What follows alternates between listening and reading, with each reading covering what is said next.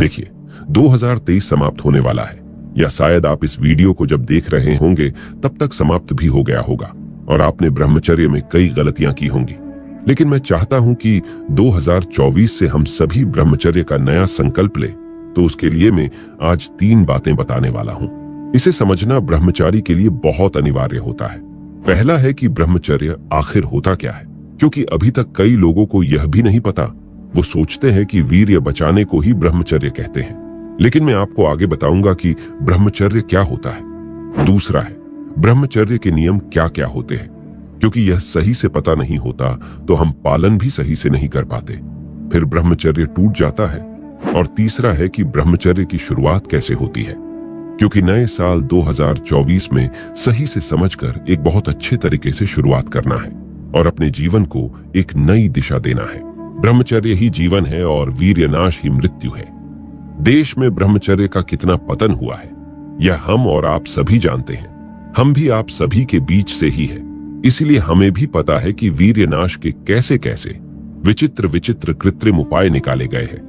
20-20, 25-25 वर्ष के नव युवकों के चेहरे पिचके हुए और यह इस उम्र में ही बूढ़े दिखाई देते हैं। अभी हम सबसे पहले ब्रह्मचर्य को समझते हैं कि आखिर ब्रह्मचर्य होता क्या है। तो इस बारे में सबसे पहले तो यह जान लो कि सिर्फ वीर्य रक्षण करना ब्रह्मचर्य नहीं कहलाता, लेकिन यह बात सत्य है कि ब्रह्मचर्य का यह बहुत विशेष हिस्सा है।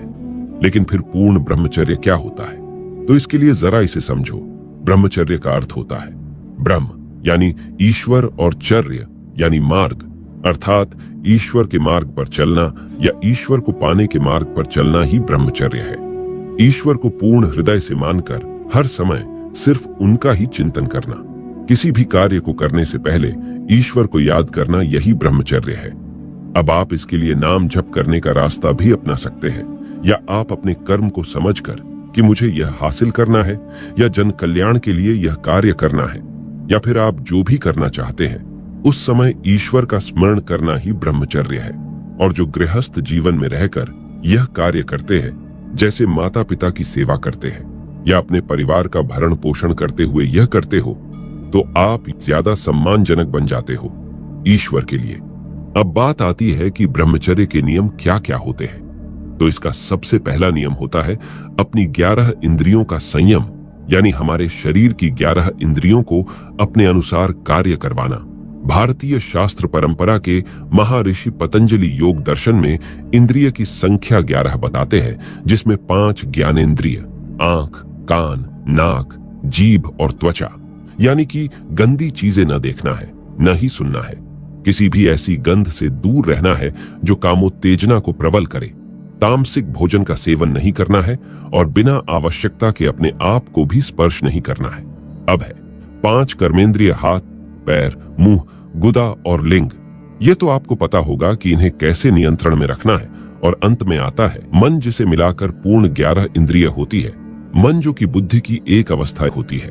अब इन 11 इंद्रियों पर संयम प्राप्त करने लिए सिर्फ हमें मन पर नियंत्रण करना होगा, यानी कि जो हमने बताया कि सभी तरह के विकारों से दूर रहना है, जैसे तामसिक भोजन, अश्लील फोटो या वीडियो, और सभी स्त्रियों और कन्याओं के प्रति मां या बहन का भाव रखते हुए उनके चरणों की तरफ देखना और अपने मन से सभी अश्लील विचारों को नष्ट करना।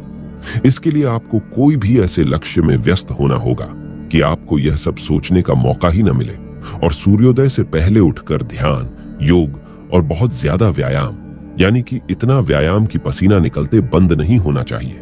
यदि आपने इन नियमों का पालन दृढ़ता से कर लिया तो आपका ब्रह्मचर्य नष्ट नहीं हो सकता।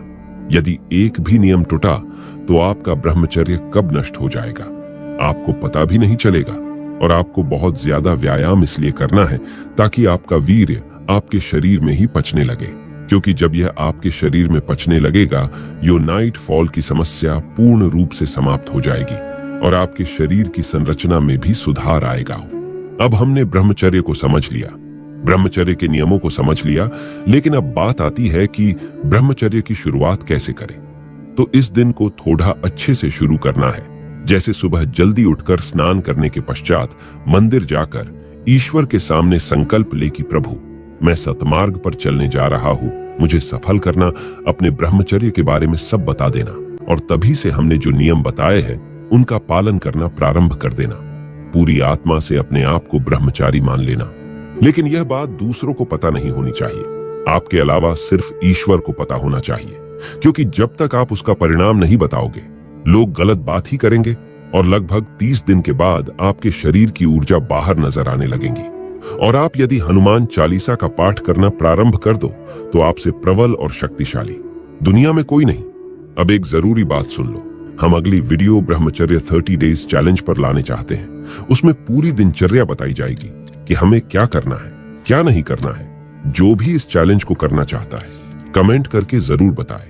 इस वीडियो के लिए बस एक लाइक चाहता हूं, और यदि ब्रह्मचर्य के लिए कोई मोटिवेशन चाहिए या आपका मन स्थिर नहीं रहता तो इस वीडियो को जरूर देखें। डिस्क्रिप्शन में लिंक है। मिलते हैं अगली वीडियो में।